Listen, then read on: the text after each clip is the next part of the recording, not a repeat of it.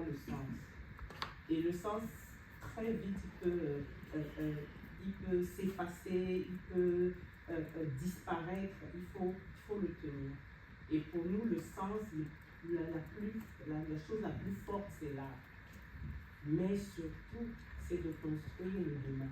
Et construire le demain, c'est avec du sens. Pour que demain, finalement, on ne soit pas encore à courir. Nous, on ne souhaite pas que demain, les gens aient encore à courir comme nous pour construire une bibliothèque, pour veiller à ce que le produit artistique soit consommé, pour lutter pour que la profession et les différentes professions artistiques soient reconnues. Donc vraiment, c'est donner du sens à toutes les actions qu'on mène, quelles qu'elles soient petites.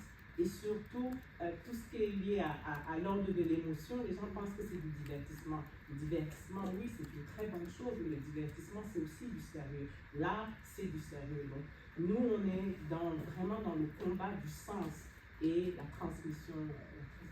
Et c'est pour ça qu'on passe par le sens, par l'éducation de nos sens, les yeux, les doigts, le corps, on fait participer nos sens pour l'élévation du sens.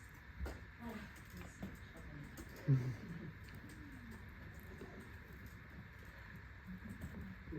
Vous avez dit que vous étiez artiste, et comment vous avez fait du coup si à l'école, enfin voilà, comment vous avez fait, est-ce que dans votre famille il y a déjà des artistes comment vous êtes arrivé à être artiste? Alors la question est très très bienvenue parce que mon histoire personnellement est atypique. Donc effectivement un artiste qui n'a pas, comment je vais dire ça, qui n'a pas vécu de son art en termes de métier, de profession à la retraite, mais qui n'a pas du tout bien pris et j'hérite de ces gènes artistiques. Non, pas du tout. Je devais être avocate, médecin, tout sauf artiste. Donc voilà, ma liberté, j'ai dû l'arracher. Et je pense qu'aujourd'hui, comme on dit, quand il y a du sens dans ce qu'on fait, il est fier de la femme qu'il devient parce qu'il voit que, voilà, malgré que la profession n'est peut-être pas reconnue, mais grâce à mon métier d'artiste aujourd'hui, je peux être devant vous en train de parler de ce que je fais au Cameroun. Je dois donner du sens à ce que je faisais. En gros, c'est ce qu'on vit en général, c'est-à-dire qu'on arrache un peu de liberté, que ce soit des parents artistes ou pas, c'est un contexte qui est inquiétant, c'est le mot. C'est-à-dire qu'on est là, c'est pas de la révolution, cela n'a rien à voir, mais c'est de l'inquiétude en fait, c'est de l'anxiété, c'est comment est-ce que tu vas t'en sortir dans ce milieu, comment tu vas vivre, comment tu vas faire vivre ta famille, comment tu vas te débrouiller.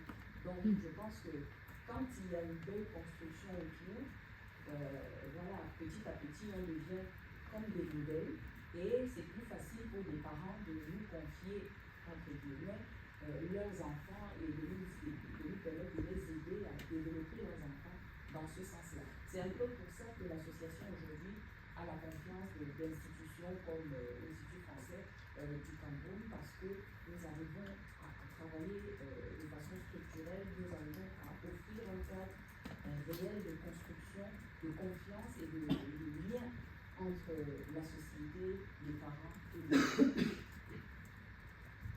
Moi, c'est tout le contraire. Ma grand-mère était artiste, mon père aurait souhaité être artiste.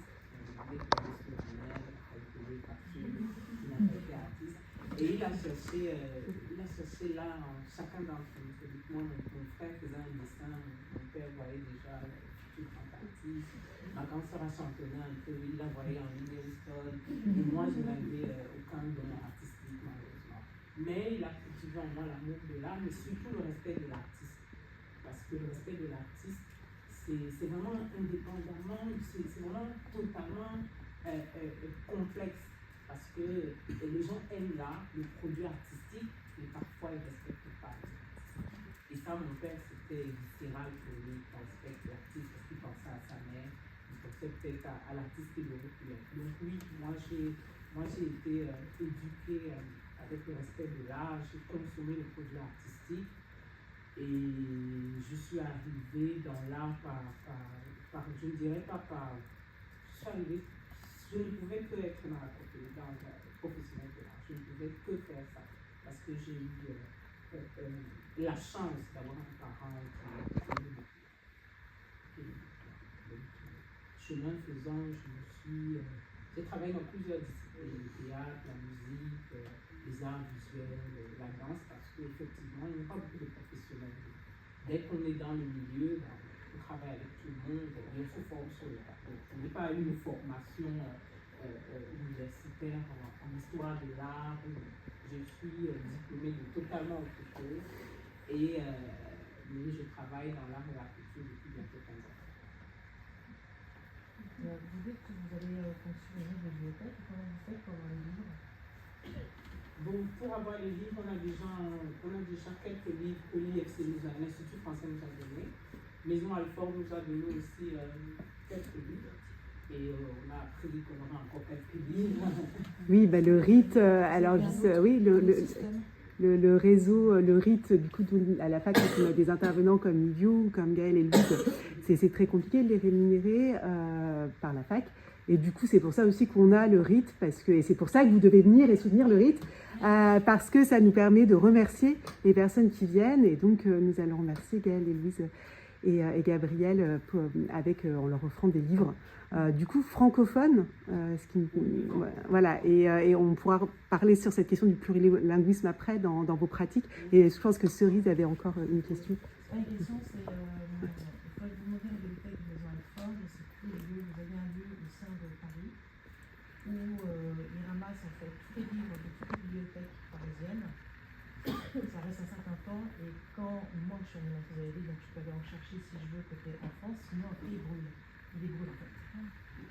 Donc je ne sais plus où c'est, peut-être que la bibliothèque Maison Alfort pourrait peut-être vous donner l'adresse, mais en fait un lien, je ne sais pas, une manière de récupérer ces livres. Il y a de très livres parfois qu'on trouve, magnifiques. Vous avez la partie enfance et la partie adulte, vous avez des CD, des DVD, des CD.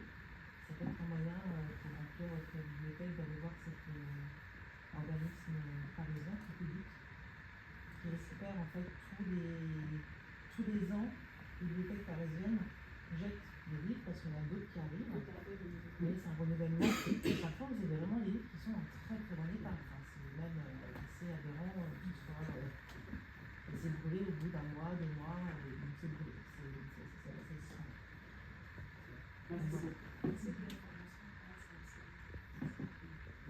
Donc c'est vrai qu'au Cameroun, pour l'instant, nous, le fonds qu'on commence à avoir est pas un fonds en français. Mais le Cameroun est bilingue, on a 2 langues, on a l'anglais et le français. Donc pour l'instant, les livres qu'on a pu obtenir sont les livres en français, mais petit à petit, on va veiller à avoir le livre aussi en anglais pour les enfants anglophones de notre page.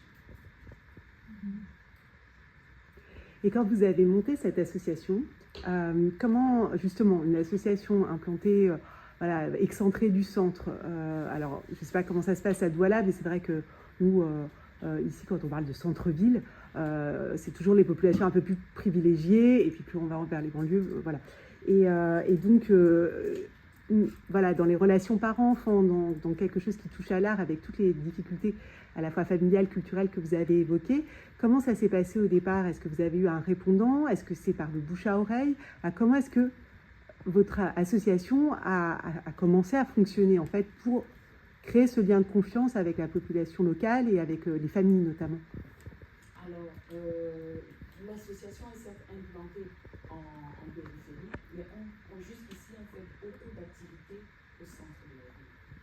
On essaye d'impliquer les lieux, j'ai envie de dire secure, des lieux sécurisants, c'est ça, adaptés à l'accueil des enfants. Des lieux pour les parents, des lieux référentiels, on va dire, pour que les enfants soient dans un cadre où ni le parent ni l'enfant n'est inquiet. Et ce, indépendamment de si c'est des parents fortunés ou pas du tout. On a commencé par de grands parcs en plein centre-ville de Bounanjo, et nos activités sont gratuites de toute façon. Donc, le fait de choisir ces espaces-là fait en sorte que les familles du bord se sentent en sécurité de venir avec leurs enfants. Donc, du coup, on a cet avantage avec l'association d'avoir vraiment un brassier de familles riches, des familles pauvres, des orphelins, handicapés, des personnes à mobilité réduite, voilà. On a tout type de personnes qu'on accueille parce qu'on veille à se retrouver dans des espaces sécurisants pour tout le monde. Ensuite, comment dire, l'association a fondamentalement pour but de réconcilier aussi, justement, de créer, comme je disais, une zone tampon entre la culture, les familles, les liens, les enfants, mais tout le monde. L'association ne fait pas que ces activités pour enfants.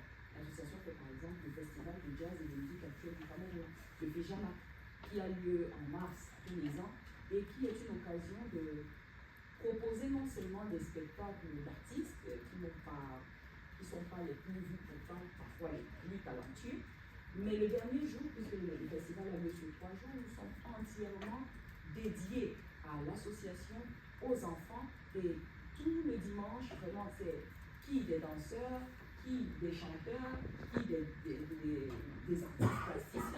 Vraiment, c'est que les enfants et les parents qui sont en mouvement, qui pratiquent autour de l'art, qui exploitent, qui fouillent, qui découvrent, etc. Et vraiment, on essaye de créer ces mélanges-là, de ramener tout le monde. On a plusieurs activités autour de l'association. On a le Fénéla, qui est une journée le 8 mars dédiée aux activités artistico-culturelles par des femmes et pour des femmes.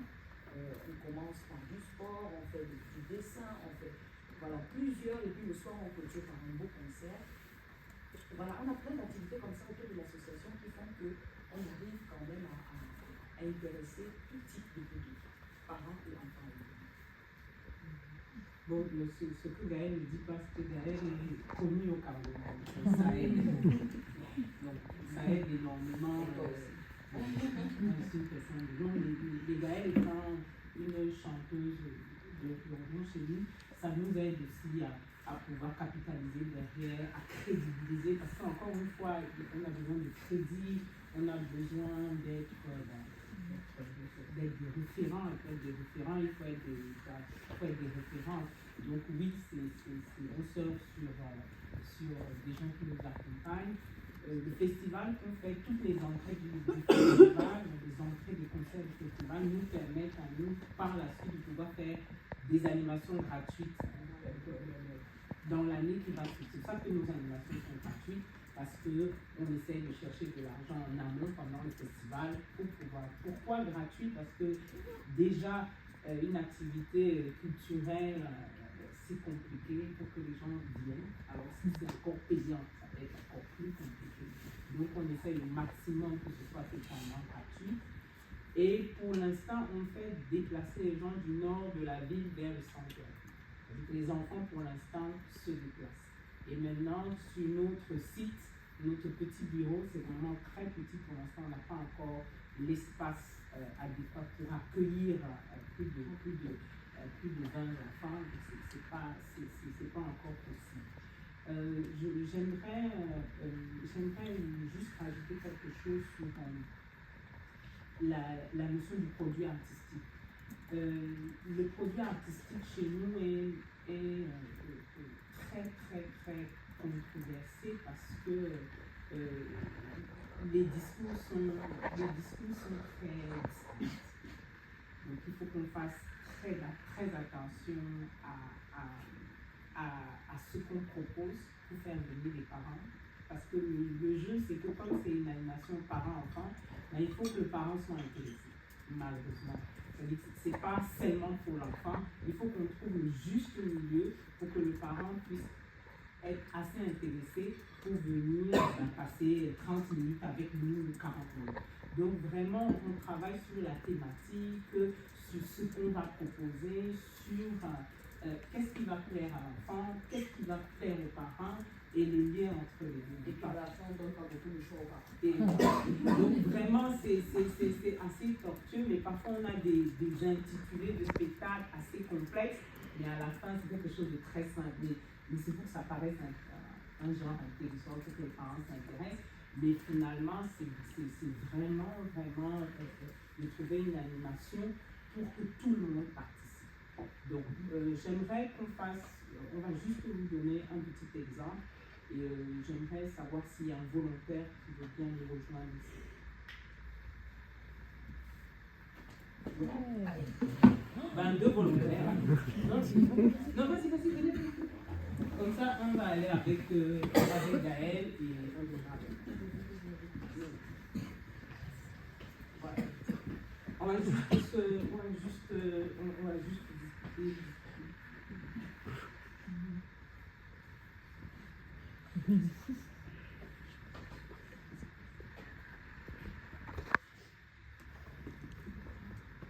Ne vous inquiétez pas.